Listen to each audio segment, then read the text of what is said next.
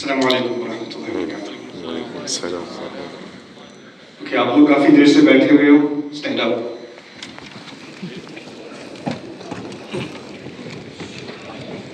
Blood flowing. Relax a little bit. Stretch your arms. It's okay. You cannot say. الحمد لله رب العالمين والصلاة والسلام على سيد الأنبياء والمرسلين وعلى آله وصحبه أجمعين. أما بعد فأعوذ بالله من الشيطان الرجيم. بسم الله الرحمن الرحيم. الحمد لله رب العالمين الرحمن الرحيم مالك يوم الدين. إياك نعبد وإياك نستعين. اهدنا الصراط المستقيم صراط الذين أنعمت عليهم غير المغضوب عليهم ولا الضالين آمين. Okay.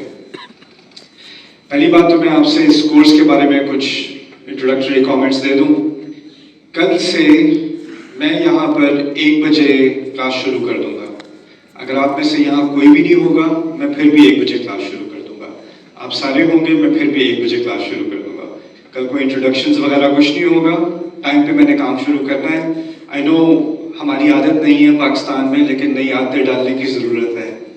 تو انشاءاللہ فارمیٹ یہ ہوگا کہ میں 1 بجے لیکچر شروع کروں گا 1 سے 1:40 تک, اور پھر 20 منٹ کی بریک ہوگی, اور ہر بریک میں ایک سیکشن کو موقع ملے گا کویشچن آنسرز کا, مائک کے بغیر. کیونکہ اگر مائک پہ کویشچن آنسر ہوگا تو سب کو لگے گا کلاس ابھی بھی چل رہی ہے. تو باقیوں کی بریک ہوگی, ایک چھوٹے سے گروپ کو آرگنائز کر کے ان کے کویشچنز دیے جائیں گے. اگلے سیشن میں ایک اور گروپ کی باری آئے گی, اگلے سیشن میں ایک اور گروپ کی باری آئے گی. میری پریفرنس یہ ہے کہ آپ کے سوال لیکچر سے متعلق ہوں یا قرآن اسٹڈی سے متعلق ہوں. اس کے علاوہ اگر آپ کے کوئی سوال ہیں تو میں ان کو کم از کم لکھ تو لوں گا یا اپنے پاس نوٹ کر لوں گا, کیونکہ ہو سکتا ہے کہ اس وقت اس کے جواب میں 20-30 منٹ لگ جائیں اور پھر اور لوگوں کو باری نہیں آتی بات کرنے کی. لیکن کم از کم میں آپ کے سوال کو نوٹ کر لوں گا انشاءاللہ. چلیے میں آپ سے اس کورس کے بارے میں کچھ باتیں کرتا ہوں. یہ کورس اصل میں اس کی شروعات ہوئی تھی جب میں کالج میں تھا, اور کالج میں میں نے ایک کورس لیا تھا کمپیریٹیو لٹریچر. اس میں فلسفے کی کچھ کتابیں, اس میں بائبل, اس میں یونائٹڈ اسٹیٹس کانسٹیٹیوشن, اور اس میں قرآن کا بھی کچھ حصہ ہمارے کورس اسٹڈی کا حصہ تھا. ہمارا پروفیسر تو لٹریچر کا پروفیسر تھا, اور سارا مٹیریل انگلش میں تھا. اور اس میں ایک ہمیں ہوم ورک اسائنمنٹ دی گئی تھی. میرا پہلا سیمسٹر تھا کالج میں نیو یارک میں, اور اسائنمنٹ یہ تھی کہ بائبل میں جوسف کی کہانی جو ہے, story of Joseph in the book of Genesis, اس کا آپ نے تقابل کرنا ہے قرآن میں سورہ یوسف سے. سورہ یوسف 12ویں سورت میں سیم اسٹوری آف جوسف, اور یہاں پر بائبل کی اسٹوری. ان دونوں کا آپس میں کیا تعلق ہے, ان کا کیا کمپیریزن ہے.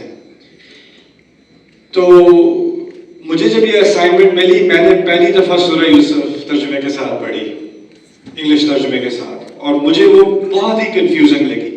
پہلے میں نے بائبل کی اسٹوری پڑھی تھی.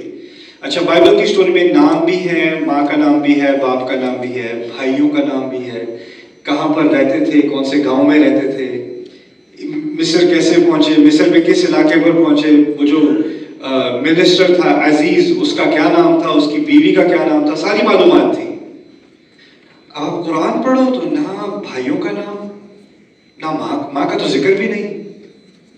اور پھر جو بائبل میں ہے قصہ ہے اس میں جگہوں کے نام, یہاں پر جگہوں کا بھی کوئی ذکر نہیں. وہ خاص نہیں, بس مصر کا ایک لفظ کہہ دیا ایک دفعہ بس.